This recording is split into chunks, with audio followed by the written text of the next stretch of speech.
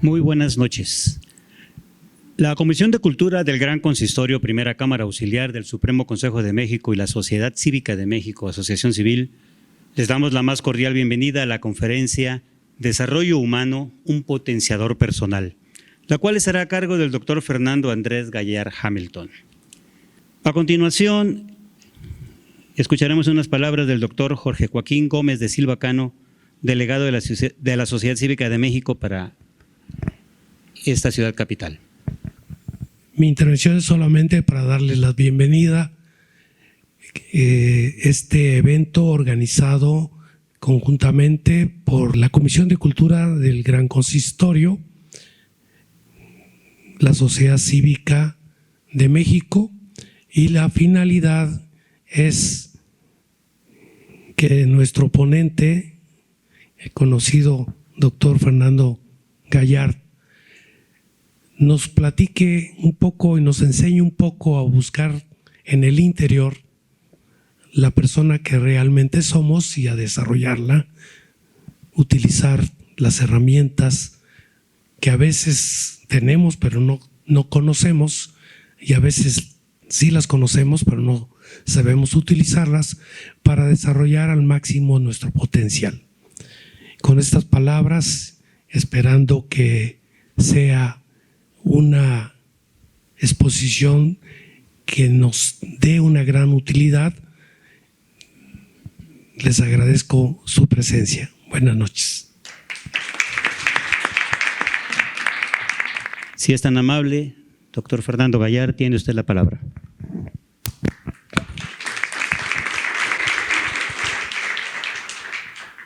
Esperemos realmente poder cumplir con estas expectativas, ya que muchas veces tenemos expectativas y a veces la realidad no es ni remotamente cercana a las expectativas que teníamos. Quiero contarles primero que el desarrollo humano tiene mucho que ver con ingeniería mental. ¿Y qué es la ingeniería mental? Es el conjunto de técnicas para construir o reconstruir el comportamiento humano. Y reitero, no solo construir, también reconstruir. Qué difícil es reaprender. Porque para ello tenemos primero que desaprender. Y eso es lo más complejo que hay, terminar con ciertos vicios, con ciertas creencias que hemos adquirido o que nos han impuesto. Es muy complejo el desaprender. Hoy tenemos varios retos. Hoy uno de nuestros retos va a ser, por ejemplo, terminar con todos los sentimientos de culpa que tengamos. Ese es uno de nuestros grandes retos. Otro, el poder manejar de manera tajante nuestro cerebro para que podamos acabar con los traumas. Y vamos a ver entonces si lo conseguimos. El desarrollo humano. El desarrollo humano es el proceso por el cual se ofrecen mayores oportunidades a las personas. Entre estas, por ejemplo, el tener una vida prolongada, saludable, el acceso a la educación, en fin, tener una vida decente. Eso es el desarrollo humano, y así lo menciona José Antonio Sanajua, que viene de la Universidad Complutense de Madrid. Bueno, ¿qué es entonces lo que vamos a atacar el día de hoy? Primero, autoestima, traumas, mi entorno, mi estructura de pensamiento, mensajes subliminales. ¿Cómo me afectan? Pero además, ¿cómo puedo aprovecharlos? Iniciamos entonces con el autoconocimiento y hablamos de yo y los demás. El centro de toda la conferencia está en el yo. Y podrán decir, pero es que lo correcto es decir los demás y yo. No, en este contexto soy yo y los demás. Y así nos vamos a situar, yo y los demás. Hablando de este autoconocimiento, muchas veces confundimos ser lo que somos a ser lo que hacemos, primero tengo que entender que no soy mis acciones. Y eso es algo fundamental. Yo puedo cometer una tontería, no así soy tonto. Mis acciones son una cosa, yo soy otra. Y partimos de esa premisa. Para poder entrar entonces al tema de la autoestima, vamos a entrar a conceptos básicos, vamos a analizar el comportamiento humano, vamos a entenderlo y vamos a hablar de estos sentimientos de culpa y cómo los vamos a superar. De ahí la imagen que escogimos precisamente para difundir esta conferencia. Cómo un pequeño felino se ve reflejado en un espejo y se ve grande, se ve poderoso.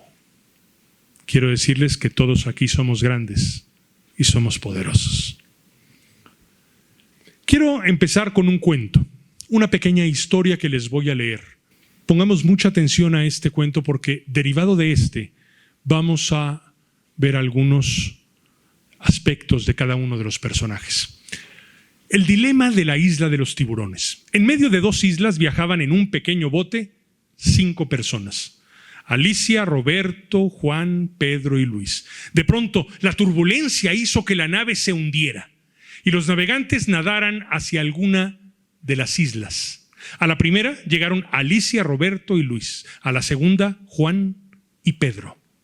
Alicia, quien estaba comprometida con Pedro, quería estar con él, por lo cual se acercó a Luis y le pidió que construyera una barca para reunirse con su novio. Luis, al ver el mar lleno de tiburones, pensó que había sido un milagro llegar a salvo a tierra y se rehusó a ayudarla. Entonces, la mujer fue con Roberto para hacerle la misma petición. Quien había estado observando la figura atractiva de Alicia, cedió a cambio de que pasaran juntos la noche. Como ella quería desesperadamente reunirse con Pedro, cedió ante las peticiones de Roberto, quien al día siguiente construyó la balsa y llevó a Alicia a la otra isla. Por fin estaban juntos los enamorados. Sin embargo, al enterarse Pedro de lo que había hecho Alicia, se enojó mucho, abofeteó su cara y la llamó una cualquiera, diciéndole que no quería volver a saber nada de ella. Juan, amigo de la pareja, al escucharlo todo, se abalanzó contra su amigo y golpeándolo en el mentón le dijo que era un imbécil. ¿Qué les parece el cuento? Tiene de todo. Tiene de todo, como telenovela, bien lo dijo, ¿no? Hay de todo, hay intriga, hay drama, hay sexo, hay todo, todo. Bien, ahora me gustaría que expresáramos nuestra opinión sobre Alicia, sobre Roberto, sobre Juan, sobre Pedro y sobre Luis. Abiertamente, ¿qué pensamos de cada uno de estos personajes? ¿De acuerdo? Para esto quisiera valientes. Aquí no se va a criticar lo que pensemos de cada uno. De hecho, probablemente nos encontremos opiniones encontradas con respecto a los personajes. Y esa es la riqueza precisamente de todo ello. ¿Quién me quiere decir algo sobre Alicia? Su opinión sobre Alicia. ¿Quién me dice? Adelante.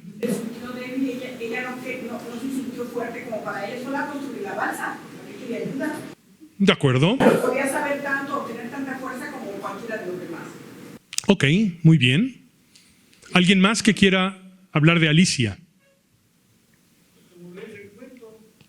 Estaba tan enamorada que haría lo que fuera con tal de estar ahí. Muy bien. ¿Sí? Por amor se hacen muchas cosas. Por amor se hacen muchas cosas, sí. Ahora, ¿quién me dice algo de Roberto? El amante. Un aprovechado. Un aprovechado, ok. Chantajista. Oportunista. Abusado. Más bien, abusador. Ruin, abusador. Con falta de amor propio. Con falta de amor propio. Ok, muy bien. Vemos cómo tenemos diferentes opiniones, incluso encontradas. unas de otras. Bien, ahora hablemos de Juan, el amigo de Pedro. ¿Cómo? Justiciero. Soberbio. Persona centrada. Una persona centrada. Una persona de valores. Persona de valores. Congruente. Ok, muy bien. Ahora hablemos de Pedro, el prometido de Alicia. ¿Quién me dice? Inseguridad. Un tonto. Vengativo. Maneja las tradiciones y costumbres del hombre. Vengativo, machista. Misógino. Soberbio y sensación de superioridad. Sensación de superioridad. Muy bien. Ok. ¿Mandé? Ok. Bueno, me hizo inmaduro. Ok. Ahora, ¿quién me puede hablar de Luis? El que no quiso al principio construir la balsa. Miedoso. Prudente. Indiferente. Egoísta. Prudente. Egoísta. Realista y objetivo. Realista. Ok. Insolidario. Indiferente. Ok. ¿Se dan cuenta cuántas opiniones se pueden generar con respecto a ciertos personajes? ¿Cuántas visiones tan distintas entre nosotros? Bien, quiero que recordemos cada uno las opiniones que tenemos con respecto a estos personajes, ¿de acuerdo? Será muy importante. Ahorita voy a hacer una pausa con respecto a este cuento, pero por favor no pierdan de vista. Aún los que no participaron tienen una opinión con respecto a estos personajes, ¿sí o no? Bien, les pido por favor no olviden la opinión que tienen con respecto a cada uno de ellos. Retomaremos esto más adelante. Vamos primero a unificar criterios. Vamos a hablar de conceptos básicos. El primero es el concepto del yo. Para efecto solamente de esta conferencia, para no entrar en polémicas, sobre todo si hay psicólogos aquí presentes, les pido por favor la venia para que me sigan el juego en esta conferencia. Hablemos del yo. La definición que vamos a utilizar, el ser no físico que habita mi mente y mi cuerpo y que actúa de acuerdo a su nivel de conciencia. Primero, ser no físico. Y alguien me podrá decir, bueno, ¿y esto qué es? Exacto. Definitivamente, yo tengo un cuerpo, no soy mi cuerpo. Tan es así que si a mí me amputaran las dos piernas, en ese momento yo no soy un medio yo. Yo sigo siendo yo. ¿De acuerdo? Yo tengo un cuerpo, pero no soy mi cuerpo. Por lo tanto, entonces yo soy ese ser no físico que habita mi mente y mi cuerpo y que actúa de acuerdo a su nivel de conciencia. Vamos a ver qué es esto del nivel de conciencia. Primero, el nivel de conciencia es cuán claramente veo las cosas. Es el resultado del conocimiento interno, la herencia y el medio que nos rodea. Esto es, ¿alguien me puede decir qué estoy sosteniendo en mi mano? ¿Un papel? ¿Una hoja? Que dice, caray, yo no veo lo de reservado. Yo creo que todos ustedes están equivocados, porque yo veo una hoja en blanco. ¿Quién tiene la razón, ustedes o yo? ¿Por qué? Porque cada quien percibe la realidad de manera diferente. Ese es el nivel de conciencia. La claridad con la que yo veo las cosas. ¿De acuerdo? Ambos teníamos razón, aunque veíamos cosas completamente diferentes. ¿Estamos de acuerdo? El valor, la importancia que yo le doy a algo. ¿Sí? Por ejemplo, ¿cuánto me pagarían ustedes por este micrófono? Nada de este lado. 1,000 pesos. 500. 200 pesos. ¿Alguien más? Bien, vendido el de 1,000 pesos, paso por el dinero al rato. Bien, ¿de qué depende el valor? De la necesidad que yo tengo. ¿Cuánto vale una llamada telefónica por celular? Pues, ¿no hemos estado alguna vez en alguna posición en la que necesitamos un teléfono y estamos dispuestos a pagar 50 pesos por una llamada telefónica que vale 10 centavos? Y que digo, pago lo que sea, pero préstenme un teléfono a alguien. lo necesito. Así vamos a determinar por lo pronto el valor. ¿De acuerdo? Bien. Y vamos a ver dos leyes del comportamiento humano, y esto quiero que nos los grabemos muy bien. Dos leyes fundamentales. La primera, siempre vamos a hacer lo que preferimos hacer en vez de hacer cualquier otra cosa. Repito, siempre vamos a hacer lo que preferimos hacer en vez de hacer cualquier otra cosa. Esa es la primera ley del comportamiento humano. Y alguno me podrá decir, ¿eso no es cierto? Yo he hecho muchas cosas que no quería hacer. Pero yo te voy a demostrar que realmente siempre has hecho lo que has querido hacer. Porque va concatenada esta primera ley con la segunda, que dice siempre buscaremos nuestro propio bienestar. Voy a acabar con romanticismos. Siempre pensamos primero en nosotros. Y esa es una realidad. Y podemos decir, no es cierto, yo pienso primero en mi esposa. No, piensas primero en ti. ¿Y lo hiciste por ella? Sí, pero porque sabías en el lío que te metías si no pensabas primero en ella. Entonces lo hiciste por tu propio bienestar, no por el de ella. Porque sabías que te ibas a sentir mal si no ponías primero a tu esposa, por ejemplo. Y voy a poner ejemplos todavía más dramáticos. Un secuestro. ¿Queremos pagar un rescate? No. Y sin embargo lo pagamos. ¿Por qué? Por salvar a aquella persona. No es cierto. Lo estás haciendo por ti. Porque tendrías un cargo de conciencia tú si no hubieras tratado de ayudar a esa persona. Todo lo vamos a hacer en función de nosotros mismos. Esa es la ley del comportamiento humano. Y siempre voy a hacer lo que prefiero hacer en vez de hacer cualquier otra cosa. Inevitablemente. Al final todo lo hago por mí. Todo. No, que mis hijos, no. Lo haces porque tienes un sentido de responsabilidad tal que si tú abandonaras a tus hijos, tú te sentirías mal y por eso no lo haces. ¿De acuerdo? Entonces, pensemos en ello de esa forma. ¿Cuál es el esquema básico del comportamiento humano? Como ya dijimos, primero está el yo. Yo tengo un nivel de conciencia. Yo veo las cosas de cierta forma y van a ser cosas completamente diferentes quizá a las que tú percibes. Y vamos a ver los porqués. Gracias a ese nivel de conciencia que tengo, yo le doy cierto valor a algo. Y ese valor determina un deseo o una necesidad.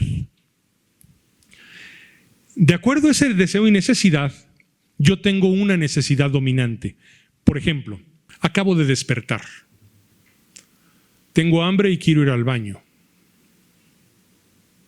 ¿Qué hago primero? Lo que te urja más, ¿no? Generalmente me dicen voy al baño. Mientras no me respondan como aquel que me dijo, hago la torta y me la como en el baño. Tenemos entonces una necesidad dominante. Esta me va a generar tensión. Yo quiero ir al baño. Sí, pero hace frío. Mejor me quedo aquí acostado en la cama. Pero tengo ganas de ir al baño. Sí, pero tengo frío. Y estoy en ese dilema. Hay una tensión. Gracias a esa tensión yo actúo. Si no hubiera esa tensión, no actuaba yo. Y me decido y entonces actúo. Y al momento que yo actúo, tengo una consecuencia. Soy responsable de lo que pasó. Fui al baño. Ya, soy responsable de mi tranquilidad. No fui al baño. Entonces, aboné a mi experiencia total de vida que no me puedo aguantar. Mojé la cama. ¿Me explico? Ese es el cuadro del comportamiento humano. Todo al final va a enriquecer mi experiencia total de vida, que va a abonar a mi nivel de conciencia.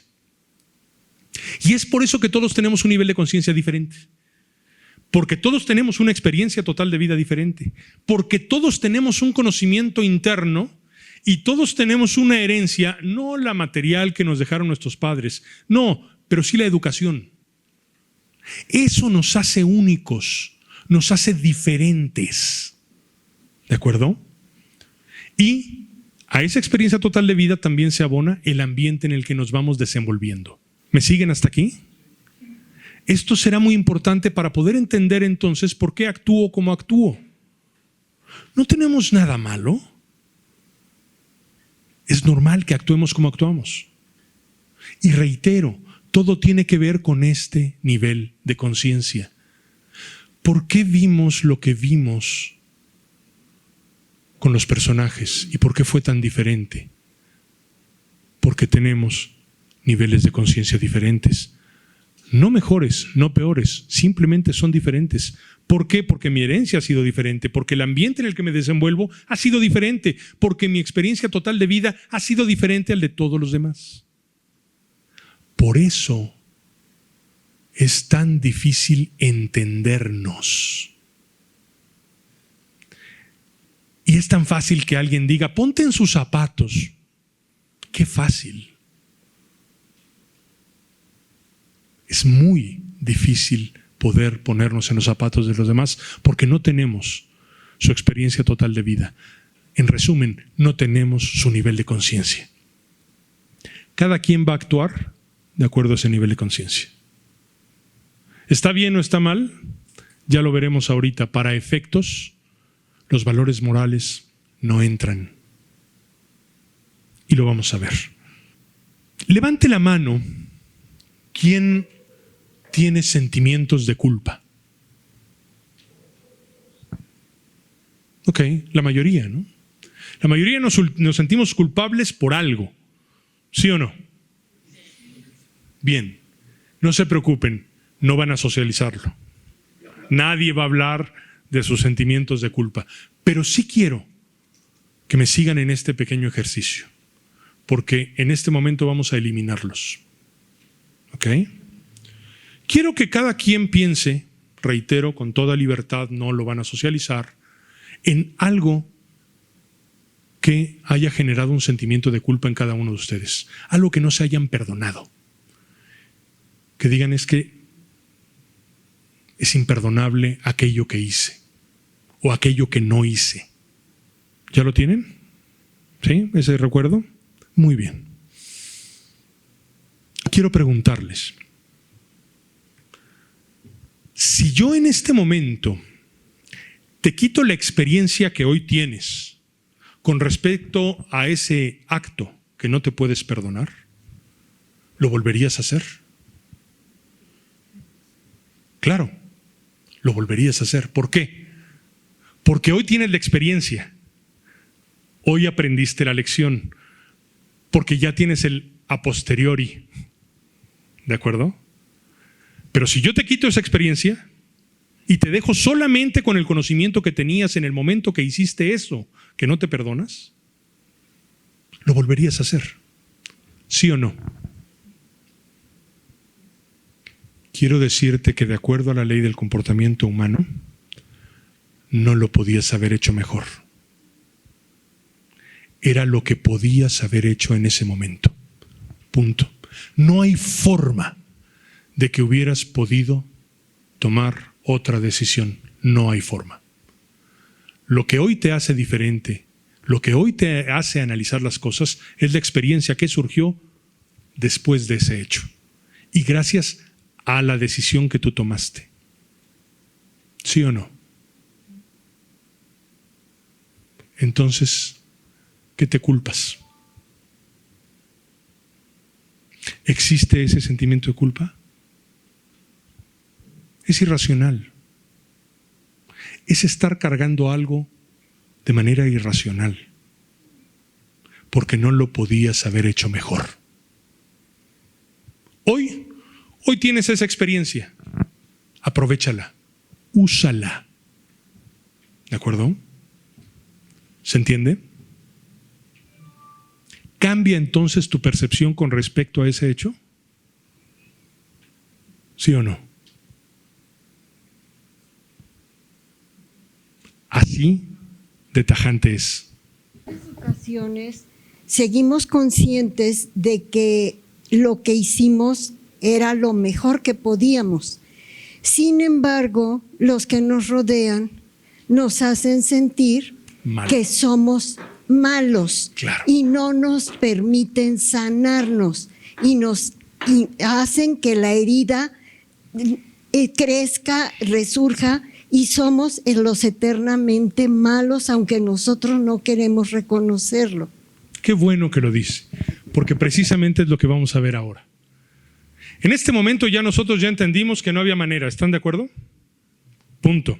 Hicimos lo que hicimos, primero, porque la ley del comportamiento humano, hice al final lo que quería yo hacer, ¿no? En función de mi propio bienestar, de acuerdo a las herramientas que yo tenía y el conocimiento que tenía en ese momento. Ahora bien, vamos a hablar de la locura de los juicios de valor. Y vamos a ver eso precisamente que usted me menciona. Primero, no podemos cambiar ninguna cosa que estemos resistiendo y sobre la que estemos emitiendo juicios de valor, bueno o malo. No hay forma de cambiar. Quitémonos, por favor, de la cabeza ese bueno o malo. Empecemos a desaprender. ¿De acuerdo? No podemos cambiar nada sobre lo que estemos emitiendo juicios de valor. Y entonces, primero, merecemos sentirnos bien. La única forma de evitarlo es someter nuestros actos a juicios de valor. Puede ser que yo haya elaborado un trabajo maravilloso y estoy de contento en lo que le sigue. Me lucí, hice una cosa formidable. Y en ese momento voy y le digo aquí a mi colega, ¿qué te parece mi trabajo? Velo. Yo orgullosísimo de lo que acabo de hacer. Y él lo toma y dice, más o menos. Yo le cambiaría varias cosas y no estoy de acuerdo en lo que dices al final. En ese momento mi emoción se acabó. ¿Por qué? Porque sometí todo a juicios de valor. Si yo estoy contento con ello, quédense con ello. ¿De acuerdo? Quédense con ello. Yo estoy contento con lo que estoy haciendo. Merezco sentirme bien. No expongan a juicios de valor. Sí. ¿Cómo evita la persona no caer en lo dionisiaco? Porque tú me estás hablando de que ser feliz, no tener juicio. Estoy de acuerdo. Sí. Las cosas son como son. Claro. Y uno desde ese lugar lo va a ver desde su bagaje cultural. Así es. Estoy de acuerdo. Pero desde el principio hay siempre una elección. Por eso supuestamente somos libres. Uh-huh. Hay cosas ya que cumpliste tus necesidades básicas, como tú decías, la alimentación, el desayuno, ir al baño, vamos subiendo en la escala. Sí. Y tenemos una escala de valores que nos lleva a una parte moral. Ok. Que ahí está lo delicado. Pero mi pregunta es, con todo esto que me dices, ¿cómo no caigo a ser un hedonista? A ser la parte dionisiaca que no tanto habla Nietzsche.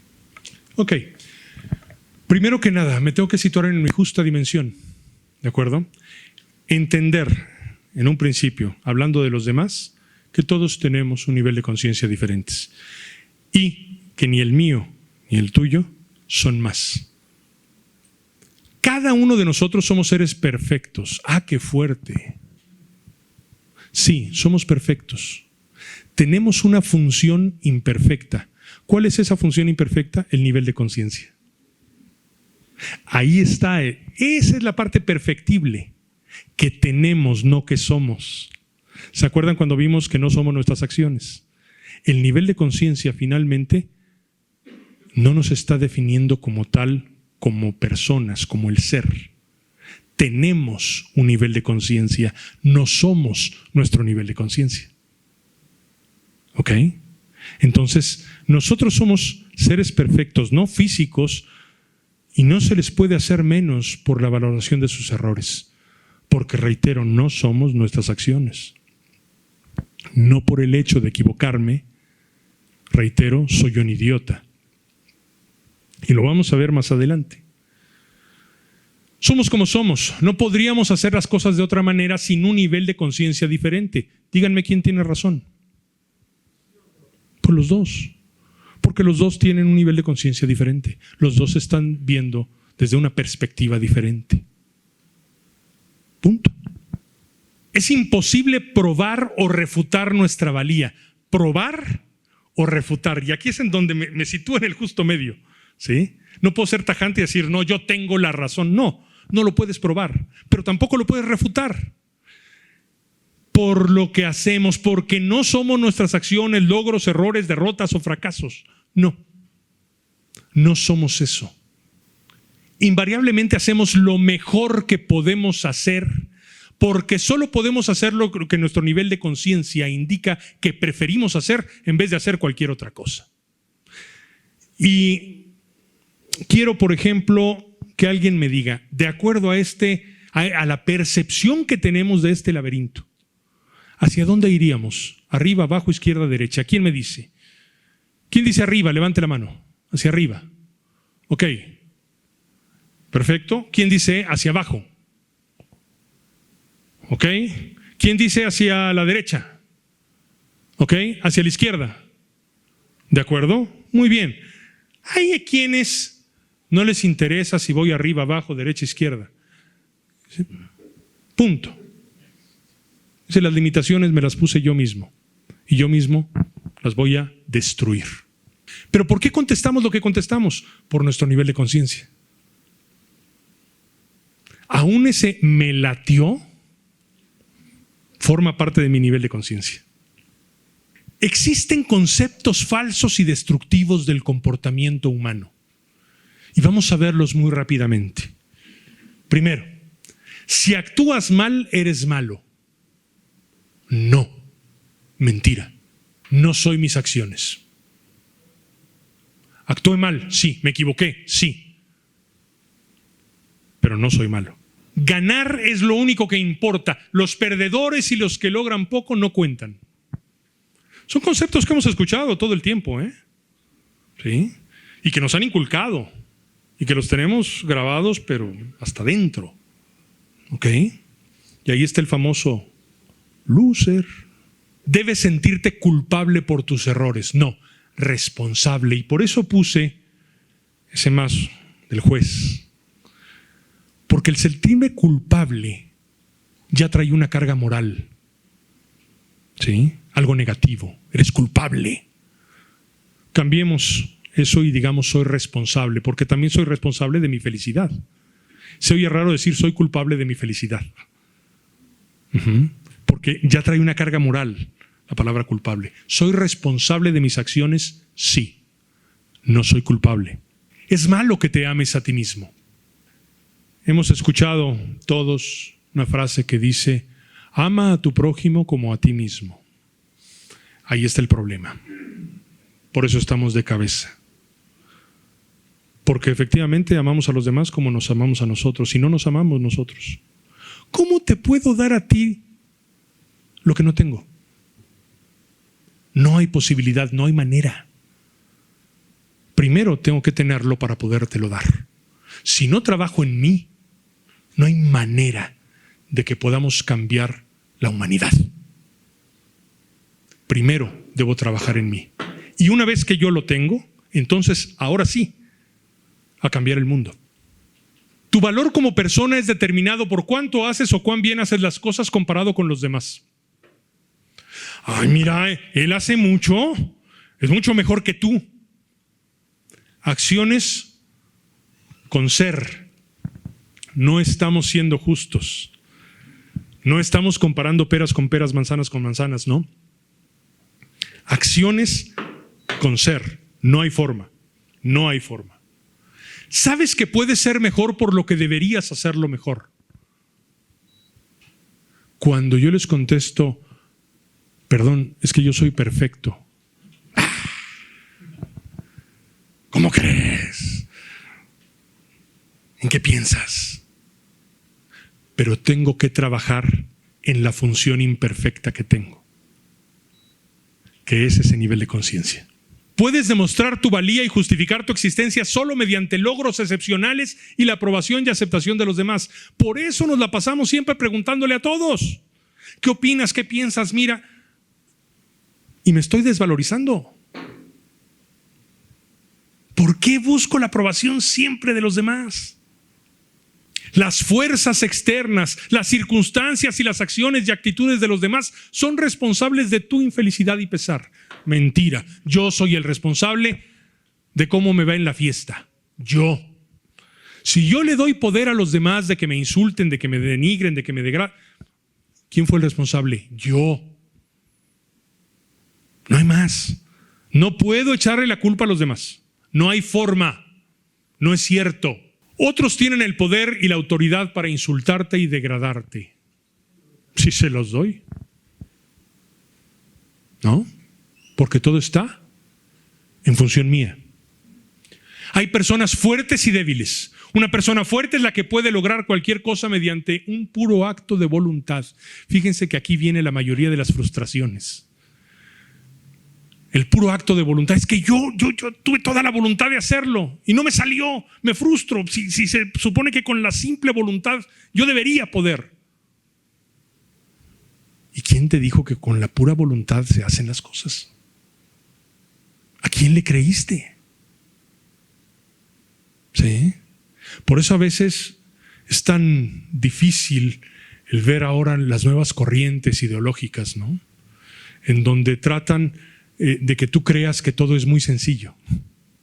Basta que lo decretes para que lo tengas. Y entonces ahí estoy repitiendo. La moto, yo quiero una moto, yo quiero una moto, yo quiero una moto. Nunca tuve la moto. Y me frustro. Lo decreté. Bueno, ¿y qué hiciste para hacerlo? Pues nada, lo decreté. El sentimiento de culpa es esencial para motivarte y corregir tus errores y para que hagas mejor las cosas en el futuro. No es cierto. El sentimiento de culpa nos paraliza. Es un costal que vamos cargando todo el tiempo. Suelta ese costal. Debes negar tus propias necesidades para satisfacer las necesidades de los demás. Uy, eso es muy común. Muy común. No, voy a desprenderme de para que tú lo tengas.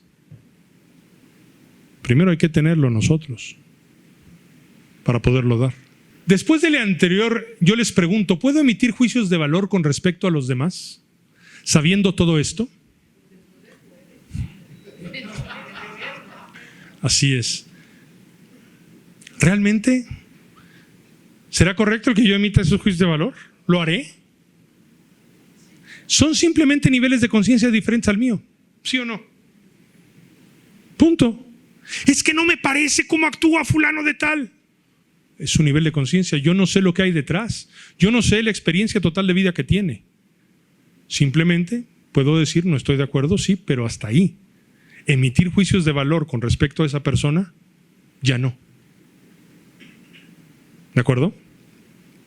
Luego entonces les pregunto, ¿piensan ahora igual de esos personajes? ¿No, verdad? ¿Cambió nuestra forma de pensar en un momento, sí o no? Mi entorno y yo. Ya hablamos de la autoestima, ahora hablamos de los traumas y cómo eliminarlos. Primero, por definición, el término trauma significa herida. Freud fue el primero que comenzó a utilizar de forma sistemática esta palabra dentro del ámbito de la psicología para describir heridas psíquicas, ¿sí?, que puede sufrir una determinada persona como consecuencia de un acontecimiento o una situación que influya de forma negativa en su vida psicológica. Y entonces, los traumas están íntimamente relacionados con nuestras vivencias. Una vivencia es una experiencia que deja huella en la personalidad, es decir, que tiene la suficiente importancia como para marcar o modificar nuestra forma de ser después de haberla vivido. Por ejemplo, me asaltaron en un parque. Al siguiente día, ¿cruzo por el parque? No. Cambió mi patrón conductual. Ahora rodeo. Ahora me voy por otra calle. Ahora, ¿por qué? Por ese trauma. Por esa herida psíquica. Por esa incomprensión que nosotros tenemos. Los traumas psicológicos repercuten sobre todo en la actitud y la conducta a futuro de la persona que ha sufrido. Por ejemplo, ¿qué dice ahí? Dice, quieto, ¿me quieres destruir la vida otra vez? No te me acerques, Cupido. ¿Sí? No, es el famoso no me vuelvo a enamorar, ¿no? Cuando recién rompimos con alguien, no lo vuelvo a hacer. ¿Sí? Ahí está. Y es provocado ¿por qué? Por ese hecho, por ese trauma que nos dejó.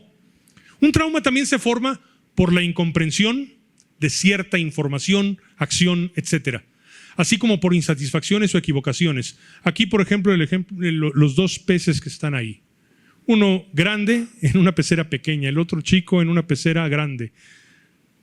El que está en la pecera chica está traumado, no entiende por qué el otro está en esas condiciones y yo no. Una incomprensión. ¿Cuáles son las repercusiones de estos traumas? Primero, fobias, compulsiones, ansiedad, miedos, desconfianzas. Todo esto genera un trauma. Y puede ser en cualquier nivel. Ya sea que tenga yo fobias, como aquel que dije, no voy a cruzar ya por ese parque jamás. ¿Sí? Le tengo fobia. O me genera alguna compulsión. Algunos incluso empiezan hasta a comer y comer y comer y comer por un evento traumático, ansiedades. Hay quien está todo el tiempo nervioso y no se está quieto. ¿Por qué? Por un trauma, miedos, desconfianza. No me lo vuelven a hacer. Y entonces ahora desconfío de todos, porque alguien me defraudó, porque alguien me perjudicó. Dicen, la burra no era arisca. Así la hicieron. En muchos casos, la modificación del patrón conductual es transmitido incluso a los hijos, voluntaria o involuntariamente. Le transmito mi inseguridad y ahora mis hijos que iban transitando padrísimo por el parque, no lo hagas. Ahí asaltan. Y entonces transmití a mi hijo esa inseguridad. Y mi hijo no va a disfrutar del parque jamás. ¿Por qué? Por algo que me pasó a mí. Y quizá fue un hecho aislado. ¿De acuerdo? Bien. Y quiero aquí entrar en el eterno tema de las diferencias entre el hombre y la mujer. ¿De acuerdo? ¿Por qué? Porque eso también nos genera confusión. ¿De acuerdo? Nos genera una incomprensión. ¿Quién no ha dicho, mujeres no han dicho, yo no entiendo a los hombres? ¿Hombres no han dicho, yo no entiendo a las mujeres? Todo el mundo lo ha dicho. Todo el mundo. ¿Y sabes qué? Tienes razón. No las vas a entender y no los vas a entender. Y te explico los porqués. Diferencia de frecuencia de onda entre el hombre y la mujer. La frecuencia de onda. En el hombre, mucho más larga y profunda, más lenta. En la mujer, mucho más corta y rápida. Esto hace que la mujer le pregunta al hombre, oye, ¿cómo ves? ¿Vamos a hacer esto o esto otro? La mujer ya tiene la respuesta. Es casi una trampa hacia los hombres cuando nos preguntan. Pero además dicen, ay, ¿cómo te tardas en decidir eso? Y el hombre dice, sí, es normal, estoy analizando la situación. ¿Por qué? Por esa frecuencia de onda más profunda. Entonces estamos buscando cuál es la mejor opción. Y la mujer está así, ¿ya? ¿O todavía no? ¿No? Bien. La mujer puede realizar más tareas simultáneamente. Ejemplo, leer el periódico y hablar por teléfono. O leer un libro y hablar por teléfono. La mujer puede estar leyendo y hablando por teléfono y es real. Están leyendo y están hablando. Esto es real. Y aparte viendo su entorno. El hombre no. No hay factibilidad de que el hombre logre esto.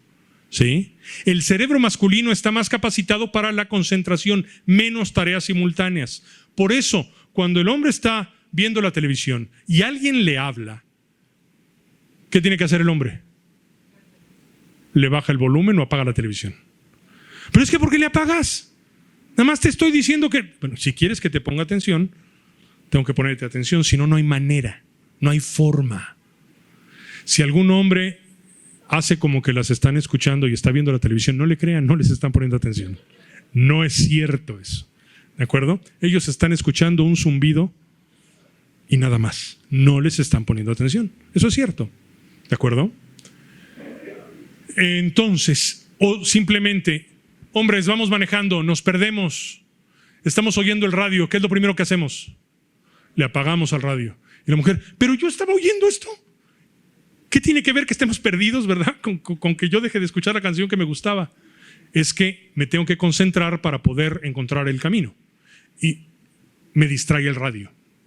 ¿Cómo es posible? Sí, me distrae el radio. Punto. No podemos hacer tareas simultáneas. Ojo. El cerebro femenino puede identificar emociones ajenas con más precisión. ¿Te fijaste que fulanito estaba triste? No. ¿Pero si se le notaba? No. No tengo la menor idea. No me fijé. Punto. Mejor capacidad espacial y de orientación en el hombre. Por ejemplo, para estacionarse. La realidad es que sí son mejores los hombres que las mujeres. Porque tienen mejor ubicación espacial los hombres que las mujeres. Otro. Mejor memoria en la mujer. ¿Y saben por qué? Porque además lo asocian con la parte emocional. Tienen memoria emocional, que eso fija más el recuerdo. A los hombres se nos olvidan muchas cosas, muchas. La mujer tiene una resolución de problemas centrada en el proceso. El hombre, una resolución de problemas centrada en la meta. Cosas completamente diferentes. ¿Vamos a solucionar ambos el problema? Sí, pero la forma es completamente diferente. Entonces, entro ahora a la parte final, que es la estructura del pensamiento. ¿Qué es la mente y cómo está estructurada? Pudiéramos considerar al cerebro como una gran computadora biológica, siendo la mente la programadora. ¿Ok? Entonces, primero, podemos destacar para esta plática dos clasificaciones: mente consciente y subconsciente. ¿De acuerdo? Pensemos nada más en ello. Insisto, los psicólogos, denme esta licencia. ¿Ok? Consciente y subconsciente. La mente consciente es en la que se encuentra la función del razonamiento y del intelecto. Todo el tiempo estoy decidiendo, estoy viendo, estoy tomando acción por algo. La mente subconsciente, esta solamente almacena todos los conocimientos. Es nuestra memoria. Es la que registra absolutamente todo. El consciente es aquel que se encarga de filtrar todo tipo de información. Es el que elige y toma decisiones entre lo que conviene y no conviene. Eso lo hace el consciente. ¿Ok? Ahora bien, el subconsciente no tiene capacidad de elección. Es, como dije, la memoria. Solo archiva información. ¿Sí? Es como un gran saco. ¿Ok? Este no entiende de bromas. ¿Sí? Es por eso que el consciente se las entrega ya digeridas. ¿Ok? No entiende de bromas. Y entonces, hay mensajes que llegan directo al subconsciente. Son aquellos que se establecen por medio de afirmaciones y son recibidas de manera directa por el subconsciente. Por ejemplo, eres un idiota. Es una afirmación y esta entra directo al subconsciente. Directo. Hagan de cuenta que meto una canica de un color al saco que dice que soy un idiota. ¿Ok? Soy un tarado. ¿Cuántas veces no me lo digo? ¿Cuántas veces? ¿No? Nos faltó algo. ¡Ah, qué imbécil soy! Una caniquita más que metes ahí al saco. Yo te pregunto, cuando el consciente mete la mano al saco, ¿qué va a sacar? Soy un idiota. Porque he metido esa canica miles de veces. ¿Estamos? Nunca meto canicas de soy magnífico, de eres fenomenal. No. Nunca me reconozco. Solamente me autoflagelo. Es todo lo que hago. Estos ejemplos y los que veremos a continuación son esas canicas. Cuando metamos la mano, entonces, ¿qué canica realmente vamos a sacar? ¿Por qué al final actúo como actúo? Pues porque estuve metiendo canicas de ese color. ¡Ah, qué imbécil soy! ¡Ah, qué tarada! ¡Ah, qué bestia! 3 canicas más a mi costalito. Y así me voy, ¿eh? El subconsciente no entiende de bromas. La información que recibe la detecta como un hecho o como una orden. Su único filtro es la palabra no. Si yo le digo a una persona que va caminando, no sigas caminando, ¿qué hago generalmente? Pero sigo caminando. En cambio, si yo le digo a esa persona, ¡alto!, me detengo. Y luego ya veo por qué. ¿Por qué me detuve? El no es el filtro. Y esa es la diferencia, por ejemplo, entre alto y no pasar. Alto me frena. No pasar, me sigo. ¿Ok? No veas para abajo. En cambio te digo, ve para arriba. ¿Por qué? ¿Se dieron cuenta la diferencia entre la orden y el no? Ese no es el filtro del consciente. ¿Ok? Bien. Este es el ejemplo más exitoso de un mensaje subliminal y es fabuloso. Fabuloso, lo tiene todo. Porque además te dice, I want you. ¿Esto qué quiere decir? Te quiero a ti. Y además te señala. Es una orden, ¿eh? Y tú vas pasando y ves el letrero. ¿A mí? Y me meto al centro de reclutamiento. Voy a pedir informes. Este es el ejemplo más exitoso que hay de un mensaje subliminal. Fíjense. Este mensaje subliminal, como lo dice la palabra, etimológicamente, sub, bajo, limen, umbral o límite, es decir, debajo del umbral. ¿De qué? De nuestra conciencia, o sea, llega directamente al subconsciente y está metiendo canicas del color que quieren ellos, para que al final, cuando queremos tomar decisiones y metamos la mano del consciente, solo encontremos las canicas de quien nos está metiendo mediante mensajes subliminales, las canicas directas, sin filtro. ¿Ok? Y entonces, el éxito de estos mensajes radica en que elimina la barrera de la mente consciente. ¿Explota qué? Temas tabú. Por ejemplo, sexo. Por ejemplo, dominación. Por ejemplo, satanismo, etc. Son temas tabú. Y estos son los que explotan los mensajes subliminales. Y vamos a ver, por ejemplo, un mensaje subliminal. 666. Ay, ¿quiere decir que la empresa es satánica? No. Simplemente está utilizando mensajes subliminales que nos van a llamar la atención. ¿Por qué utilizamos este buscador o este navegador y no otros? Si todos en esencia son lo mismo. Pensémoslo. Porque en esencia son lo mismo los demás, ¿eh? Pero este es el de más éxito. Yo quiero una Dodge. ¿Por qué?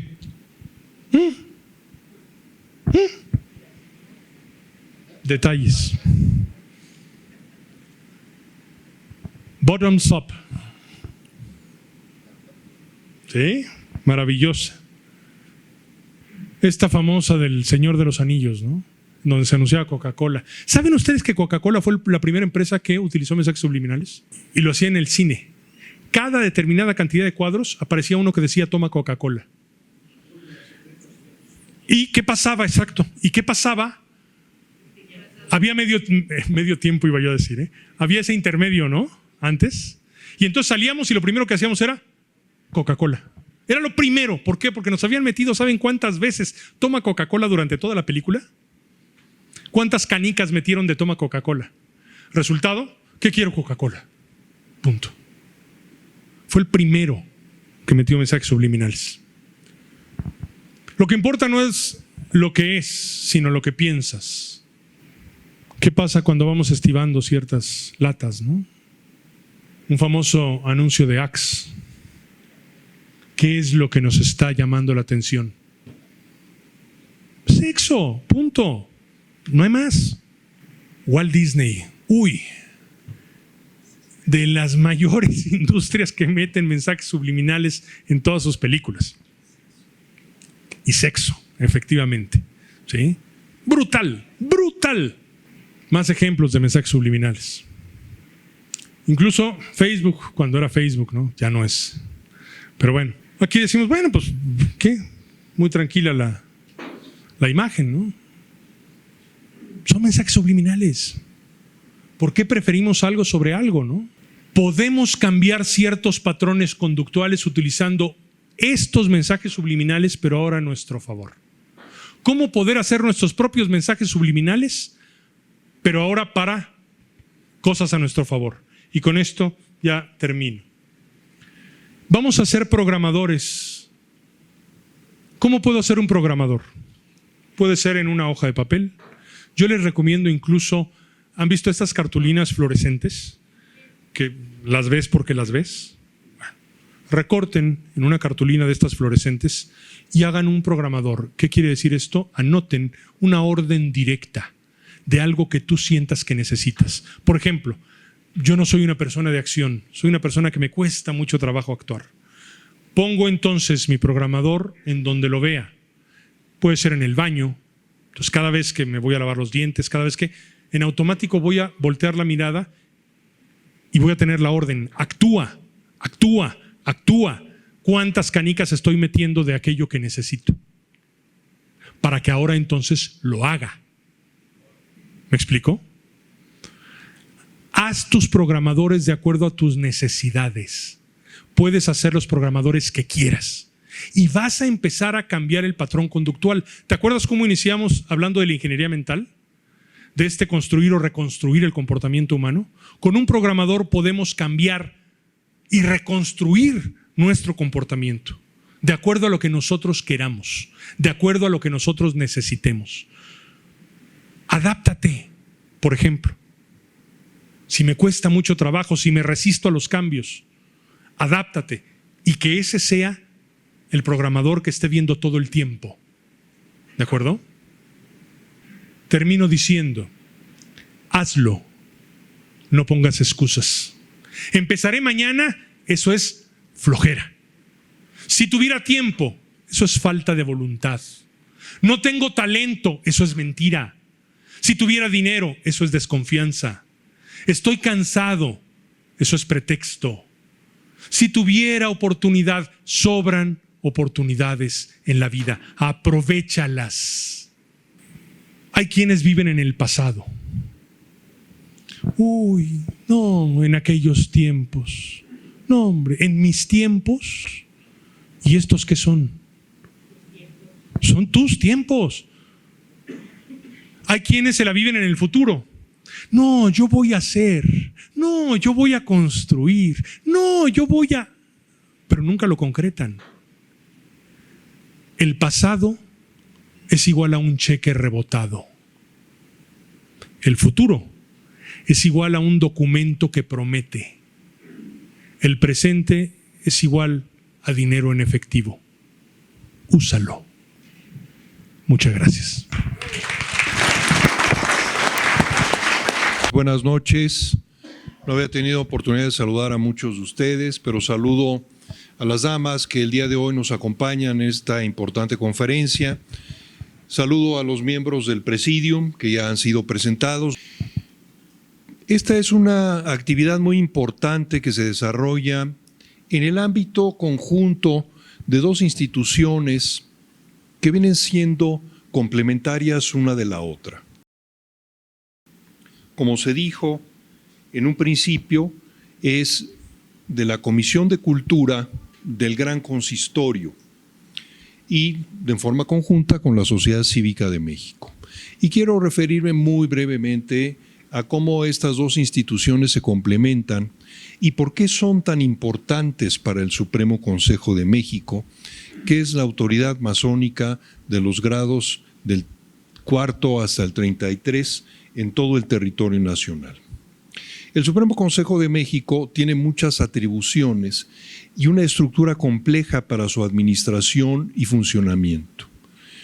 Tiene dos cámaras auxiliares, la primera de ellas es el Gran Consistorio y tiene, de acuerdo a nuestra legislación masónica, una serie de tareas asignadas una serie de responsabilidades con las cuales debe de cumplir, y dentro de un trabajo que se hace año con año, mediante un programa muy elaborado que se aprueba a principio del ejercicio, se desarrollan una serie de sesiones, una serie de trabajos orientadas precisamente al cumplimiento de este programa.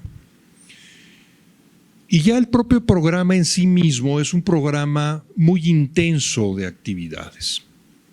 En adición a esas actividades, se conforman una serie de comisiones, que son otra serie de programas que caminan conjuntamente y en paralelo con el programa principal del Gran Consistorio.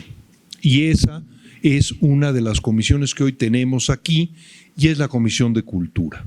La Comisión de Cultura tiene, entre otras funciones, pues precisamente tener eventos de estas características que coadyuven y que sean un factor positivo para la sociedad en términos de aspectos de importancia general y de interés entre la población.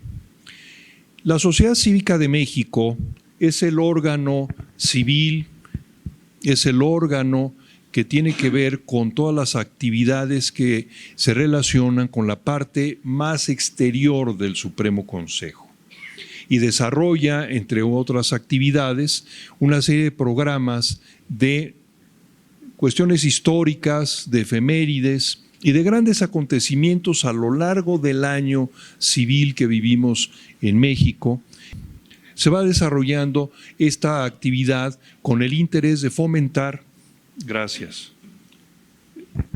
con el interés de fomentar en la sociedad estos valores cívicos, lo que es la civilidad, lo que es como sociedad que nos une en nuestra experiencia, en nuestra convivencia en el día con día. Y cuando ambas instituciones trabajan en forma conjunta y en forma coordinada, se tienen estos eventos como el que hoy tenemos aquí.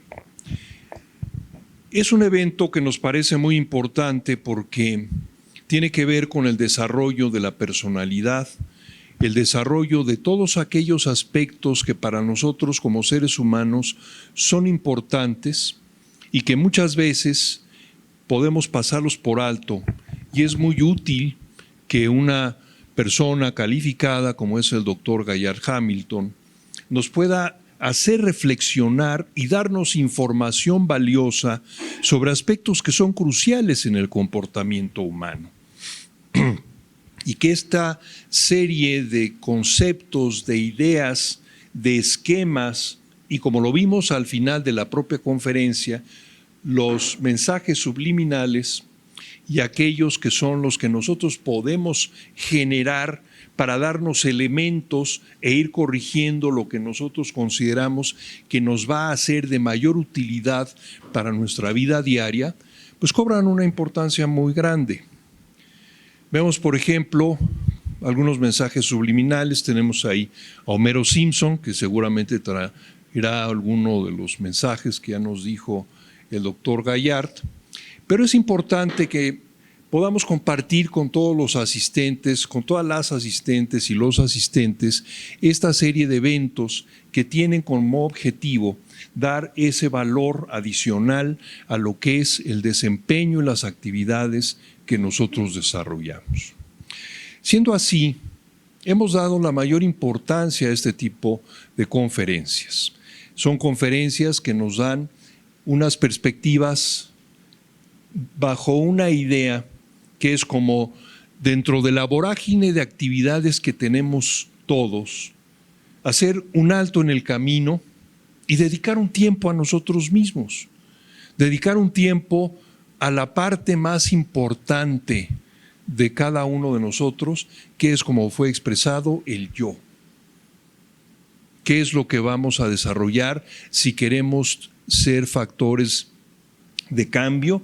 Es un cambio positivo en nosotros, un mejor conocimiento de nosotros mismos, para que podamos irnos quitando ciertas cuestiones que pueden de alguna manera causarnos cierta cierto retraso o aletargar nuestro desarrollo, nuestra forma de ver las cosas y nuestra forma de actuar.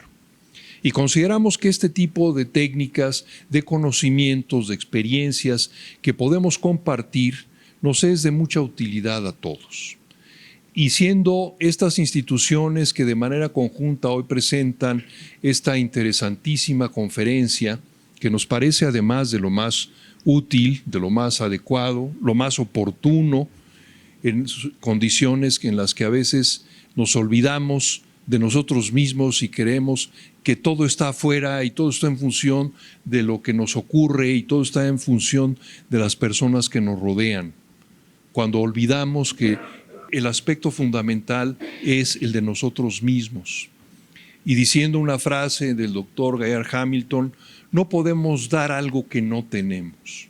Si no tenemos ese conocimiento, esas herramientas, esas técnicas para poder desarrollarnos de manera más adecuada y tomar las decisiones que debemos tomar. De manera que me congratulo que todos hayan estado aquí, les agradezco muchísimo y vamos a proceder al siguiente punto en el orden del día, que me parece que es la entrega de reconocimiento. Muchísimas gracias. Pues quisiéramos hacer la entrega de este reconocimiento al doctor Fernando Andrés Gayard Hamilton, hermano nuestro. Les vamos a pedir que si nos podemos poner de pie, por favor.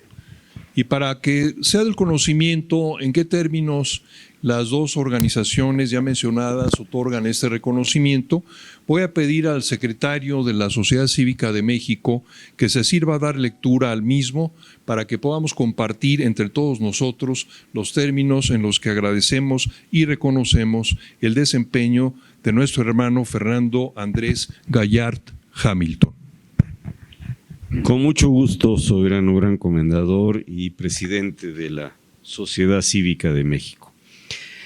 Dice así: la Comisión de Cultura del Gran Consistorio, Primera Cámara Auxiliar del Supremo Consejo de México y la Sociedad Cívica de México otorgan el presente reconocimiento al ilustre y poderoso Gran Inspector General de la Orden, lo es, nuestro hermano Fernando Andrés Gayard Hamilton, por su participación en la conferencia Desarrollo Humano, un potenciador personal, impartida el día de hoy, 25 de octubre de 2023.